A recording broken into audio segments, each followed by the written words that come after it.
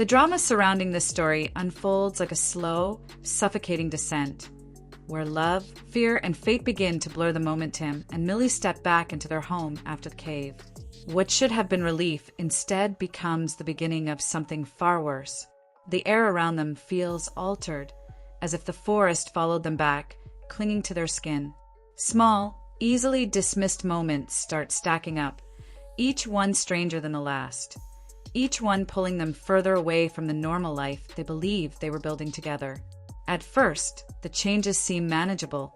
Tim struggles mentally, slipping into vacant silences, while Millie grows increasingly frustrated by his emotional distance. Their home no longer feels safe, not because of what they see, but because of what they feel. Tim's sudden neurological episodes terrify him, moments where his body locks up and his mind goes dark, leaving him injured and confused. He knows this is not grief or trauma resurfacing. This is something physical, invasive, and relentless. Doctors and therapy offer explanations that feel hollow, like guesses thrown at something far more ancient and deliberate. Millie, meanwhile, is torn between compassion and exhaustion. She wants to believe Tim, but the evidence sounds impossible. Their relationship begins to fray under the weight of embarrassment, jealousy, and miscommunication. Even moments meant to restore intimacy backfire in disturbing ways. A kiss turns sticky and wrong. Sleep becomes dangerous. She wakes to the sound of chewing and finds Tim entangled in her hair, trapped in a nightmare he cannot control. Each incident chips away at her trust, replacing concern with fear. As Tim digs deeper into the disappearance of the missing couple, patterns emerge that are impossible to ignore. Their final moments mirror his own. The same cave, the same symbols, the same descent into isolation.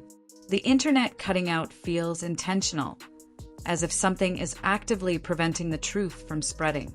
When Millie is pulled toward Tim as if dragged by invisible hands, denial becomes impossible.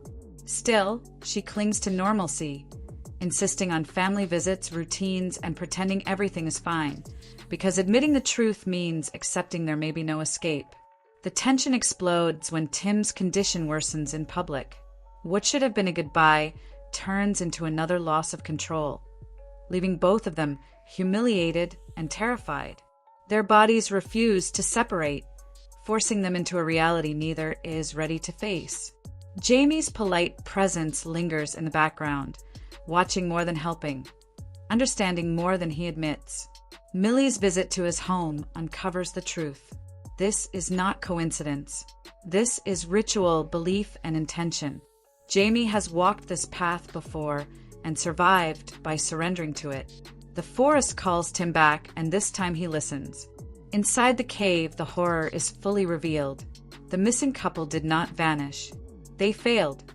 Their bodies, grotesquely merged, stand as a warning of what happens when the fusion is resisted or done without acceptance. Jamie reveals himself completely, no longer hiding behind kindness or intellect. He speaks of completion, of becoming whole, of surrendering individuality for eternal union. To him, this is salvation.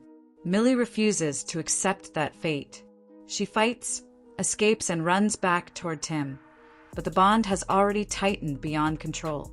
They are pulled together like magnets, their bodies betraying their fear. In the final moments, Tim stops resisting. He understands something crucial that Jamie never did. This is not about ritual or belief. This is about choice. Love delayed, words left unsaid, fear replacing honesty. Tim kneels before Millie, offering the commitment he withheld when it mattered most.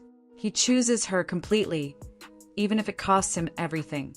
When Millie collapses, wounded and dying, Tim makes a decision that seals their fate. He uses the bond to save her, fusing himself to stop the bleeding. Pain becomes irrelevant. Fear disappears. What remains is clarity. Their connection is no longer a curse imposed by the cave, but a bond they now fully accept. Together, they choose to complete the fusion, not as victims, but as partners. As their bodies merge, the world reconnects, unaware of the transformation taking place behind closed doors. Their final post goes live, echoing the tragedy that began this cycle. When Millie's parents arrive, expecting laughter and introductions, they're greeted by something entirely new. Not Tim, not Millie, but a single being born from love, fear, and an irreversible choice. If this story kept you on edge, I want to know what you think. Was the fusion inevitable from the moment they entered the cave, or did their own emotional distance seal their fate? Would you have resisted until the end, or accepted the bond to save the one you love? Drop your thoughts in the comments. And if you enjoyed this deep, unsettling breakdown, make sure to like the video, subscribe to the channel, and stay tuned for more stories where love and horror collide in unforgettable ways.